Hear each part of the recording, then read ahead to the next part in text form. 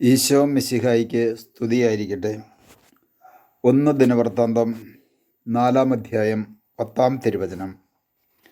അവൻ ഇസ്രായേലിൻ്റെ ദൈവത്തോട് പ്രാർത്ഥിച്ചു, ദൈവമേ, അങ്ങെന്നെ അനുഗ്രഹിച്ച് എൻ്റെ അതിരുകൾ വിസ്തൃതമാക്കണമേ.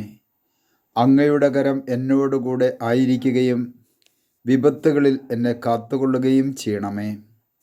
അവൻ്റെ പ്രാർത്ഥന ദൈവം കേട്ടു.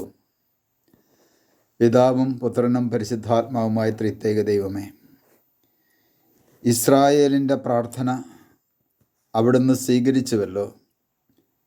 കർത്താവേ, എൻ്റെ പ്രാർത്ഥന അങ്ങ് കേൾക്കണമേ എന്നും എൻ്റെ അതിരുകൾ വിസ്തൃതമാക്കണമേ എന്നും അങ്ങയുടെ കരം എന്നോടുകൂടെ ആയിരിക്കുകയും വിപത്തുകളിൽ നിന്നെന്നെ കാത്തുകൊള്ളുകയും ചെയ്യണമേ എന്ന് പ്രാർത്ഥിച്ചപ്പോൾ ആ പ്രാർത്ഥന കേട്ടുകൊണ്ട് ഇസ്രായേൽ ജനത്തെ അനുഗ്രഹിച്ച കർത്താവേ, ഇന്ന് മാമോദിസ എന്ന കൂദാശയിലൂടെ പുത്തൻ ഇസ്രായേലായി മാറ്റപ്പെട്ട തെരഞ്ഞെടുക്കപ്പെട്ടവരായ ഞങ്ങളുടെ ഓരോരുത്തരുടെയും പ്രാർത്ഥനകൾ അവിടുന്ന് കേട്ട് ഞങ്ങളുടെ അതിരുകളെ അവിടുന്ന് വിസ്തൃതമാക്കണമേ.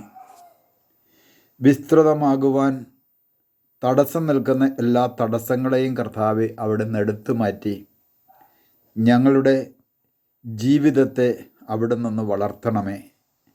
ഞങ്ങളുടെ ആത്മീയവും ശാരീരികവും മാനസികവും ഭൗതികവുമായ എല്ലാ മേഖലകളും അവിടുന്ന് വിസ്തൃതമാക്കി അങ്ങ് ഞങ്ങളോട് കൂടെ ആയിരുന്ന് ഞങ്ങളെ ഓരോരുത്തരെയും അങ്ങ് കാത്തുകൊള്ളുകയും ചെയ്യണമേ. പിതാവിൻ്റെയും പുത്രൻ്റെയും പരിശുദ്ധാത്മാവിൻ്റെയും നാമത്തിൽ ആമേൻ.